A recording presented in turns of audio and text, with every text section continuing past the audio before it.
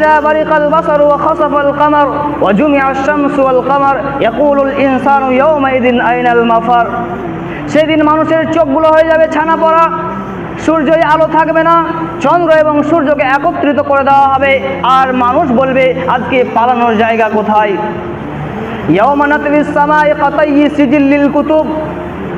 আল্লাহ পাক রব্বুল আলামিন সেই দিন সেই বড় আসমানটাকে যেমনভাবে আমরা কাগজের টুকরোকে হাতের মুঠোয় গুটিয়ে নিই, ঠিক তেমনভাবেই আল্লাহ পাক রব্বুল আলামিন এই পুরো আসমানকে হাতের মুঠোয় গুটিয়ে নেবেন, হাতের মুঠোয় গুটিয়ে নেবেন।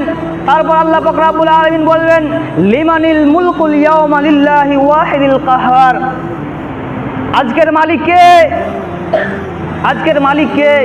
এইভাবে আল্লাহ পাক রব্বুল আলামিন বলবেন, তার উত্তর হবে একমাত্র আল্লাহ।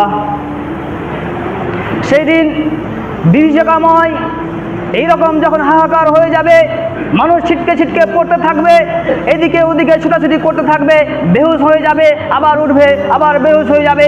এই মতো অবস্থায় আল্লাহ পাক রব্বুল আলামিন মালাকুল মউতকে বলবে, হে মালাকুল মউত, তুমি যাও পৃথিবীর বুকে গিয়ে যত মানব জাতি রয়েছে, যত মানব কুল রয়েছে, সবার রূহগুলোকে বের করে নিয়ে এসো।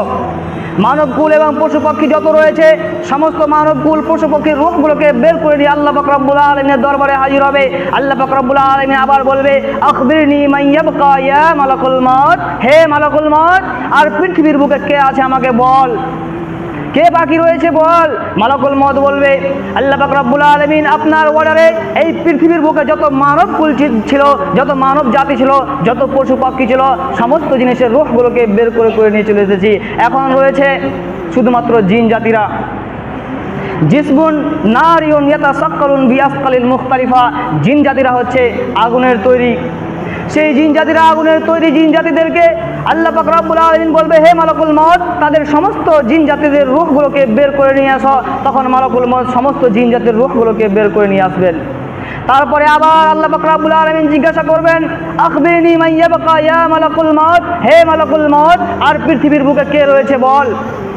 মালাকুল মউত বলবে হে রব্বুল আলামিন, আপনার অর্ডারে এই পৃথিবীর বুকে যত মানব কুল ছিল, যত পশু পাখি ছিল, যত জিন জাতি ছিল, সবার রূহগুলোকে বের করে করে নিয়ে আসলাম।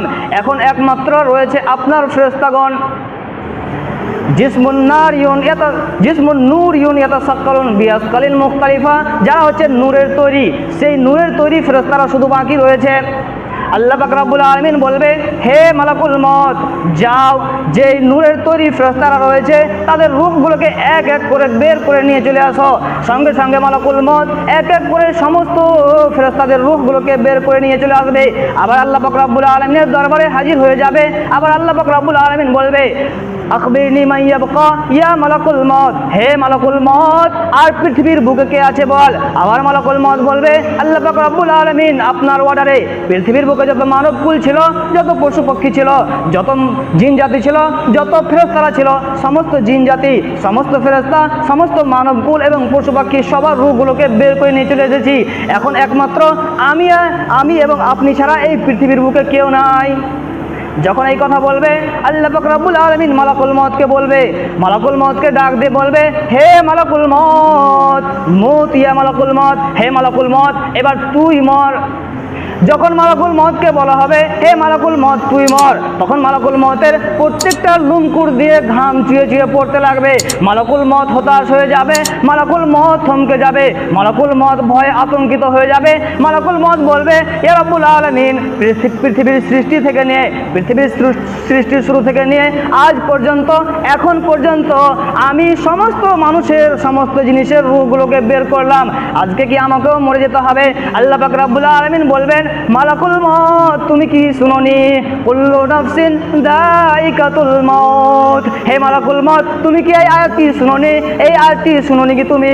এই আয়াতটির মানে হচ্ছে পৃথিবীর বুকে যত রূহ রয়েছে, যত আত্মা রয়েছে, যত চলমান আত্মা রয়েছে, সমস্ত জিনিসের রূহগুলোকে, সমস্ত জিনিসের আত্মাগুলোকে একদিন মৃত্যুর স্বাদ গ্রহণ করতে হবে, মৃত্যুর যন্ত্রণা গ্রহণ করতে হবে। তখন মালাকুল মউত মৃত্যুবরণ করবে।